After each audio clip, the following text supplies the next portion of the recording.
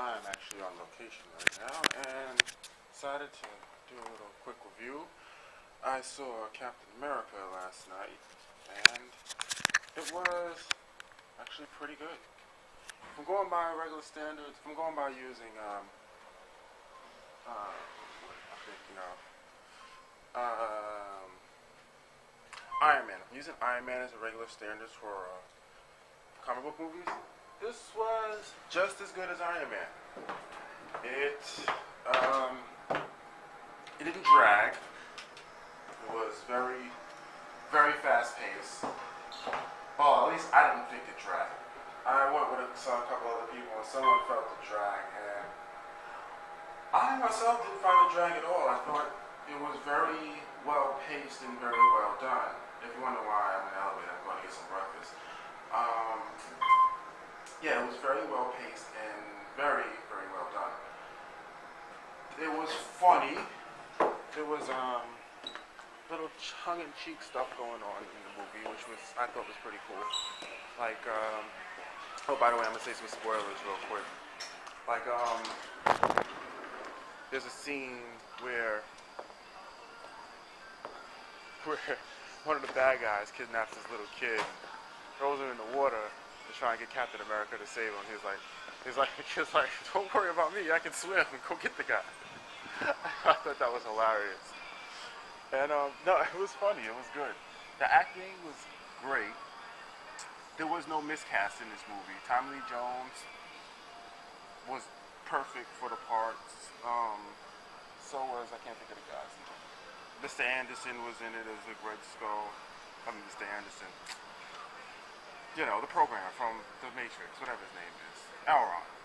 He was in it. And, you know, excuse me, I just woke up, so I can't remember everyone's name. But no, it was very well casted. It was very well cast. And the acting was really, really good. Special effects was awesome. If you want to nitpick, there was the Red Skull looked a little funny at times. I mean, it wasn't bad. It wasn't like Green Lantern where the mask was just like horrible looking on his face. Even though I did like that movie, I admit the special effects for that mask was horrible. It wasn't like that. It was like, I don't know, how can I describe it? When you're looking at it, it's just something was off about it. It's kind of like if you have a favorite chair and you always sit in that chair, and then one day you sitting it and it just doesn't feel right because the cushion sunk in or someone put something underneath. It's like you're sitting there. It doesn't hurt, but it's just something off. That's how it feels every time you look at the Red Skull. It's just something is just a little off. It doesn't ruin the movie, but you can't help but notice it. It's just like it looks a little funny. But other than that, special effects were great. I saw it in 2D. I didn't see it in 3D, so I can't tell you how it is in 2D. This is actually something I might go back and pay for to see in 3D because I really enjoyed it. I thought it was really good. The story was really well thought out. Another nitpick, if you want to be nitpicky about it, is the Red Skull running Hydra. Red Skull never ran Hydra. It was Baron Zemo. It's minor, at least in the originals. I don't know what they did in Ultimates. I don't read that crap. But no, it was actually really, really good. And I would go see it again. I definitely go see it again. It's probably the best action movie I've seen this year. It's definitely the best action movie, just the best movie I've seen this summer, that's for sure. I actually enjoyed this more than I enjoyed Harry Potter. I know I didn't say anything on Harry Potter. I was too damn tired. It's too late now. Harry Potter was actually pretty good. I'll just say that for the day. That again too, I saw in 2D, not 3D. What else? What else can I say about the movie? I don't know, some people were complaining about, I saw a couple of reviews after I saw the movie, of course. My opinions have nothing to do with theirs. But some people were complaining, somebody was complaining about the Red Skull not having any motivation.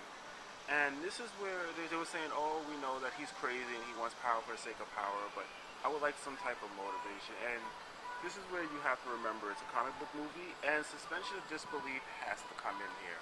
It's like, seriously, when it comes to comic book movies, how many villains have any real motives other than they're crazy and they want power? That's the whole thing.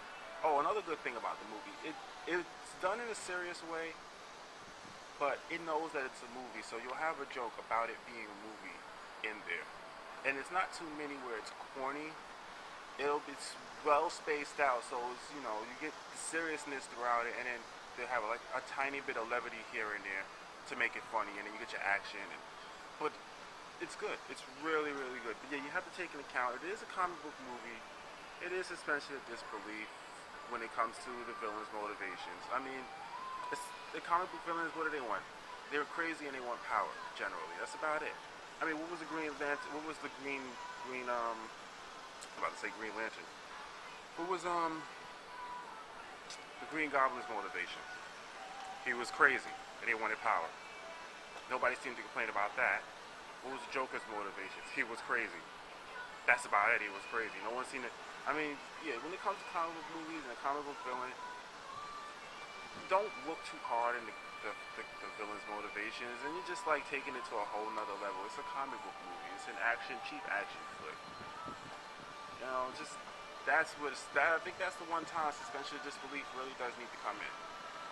I got some more time left. It's only been 6 minutes. I don't want to give too much away in the movie. Oh, what I do want to say though is the other thing is it's not just about Captain America. It's actually about Captain America and Sergeant Fury's and his Howling Commandos are in it, and they take up a good part of the movie. Alongside Captain America, they don't have their own section, but they take up a good part of the movie, which is awesome.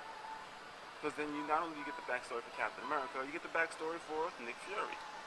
And I thought that was really well done.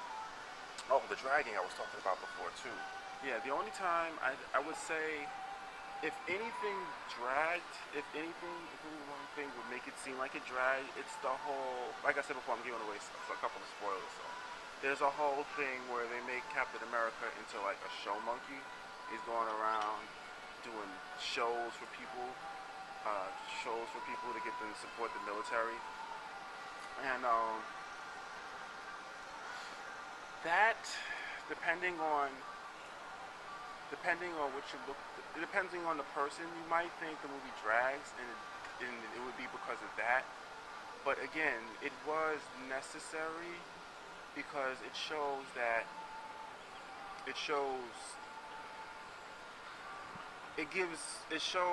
the character of Captain America. It shows Captain America's character. Because he doesn't want to do this, but it's the only way they'll let him be in the army. And you're like, why? It's Captain America. You gotta remember, he just became Captain America. Most military men think he's a joke. I'm not going to give too much away, but you gotta understand, this is not like, oh, he's been established, he just became Captain America. So.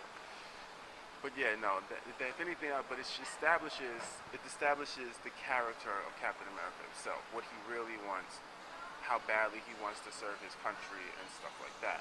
So, and even though he hates it, he continues to do it because he's been convinced that he's actually serving his country, and that's all he really wants to do. So it's an important sequence. It really is important. It really, because even he knows he's a big joke right now, but he's just trying to serve his country any way he can. And it really brings heart to the character. So it is important to see that. But if anything makes the movie drag, it is that. That would be what made it drag a bit. Like I said, I didn't find it dragged at all because I understood why they were showing that. Some people I was with felt it dragged. But yeah, no, if we're using Iron Man as the regular comic standards, I would have to say that this movie is just as good as Iron Man. I enjoyed this just as much as Iron Man. I really, really did. I wasn't sitting there checking my clock, what time it was, and my butt wasn't hurting because I've been sitting there too long. Because I've been sitting there too long. I was actually into the movie. I enjoyed it. It had some good suspense, some good action, and it's well worth money, at least for the 2D version. I might go back and see it in 3D, like I said before, because I would like to see. You can tell the parts in the 2D. You can tell the parts that were meant for 3D, and like, oh, okay, yeah, that was meant for 3D, and it wasn't like all the time either. It was once in a while. It was very well paced, so you can enjoy it just as much in 2D as if you was in 3D.